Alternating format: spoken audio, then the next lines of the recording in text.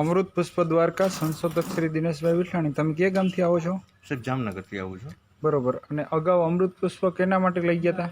અમૃત પુષ્પ સાહેબ એક મારા સસરા છે ઓરિસ્સા, હા. એના માટે લઈ ગયો હતો. એના પછી ભગવાનજી કરમસિંહ વાછાણી ભાયાવદર, બરોબર. એ મારા માસા છે, એના માટે લઈ એના ગયા. માટે લઈ ગયો હતો. હા. અને એને શું તકલીફ હતી?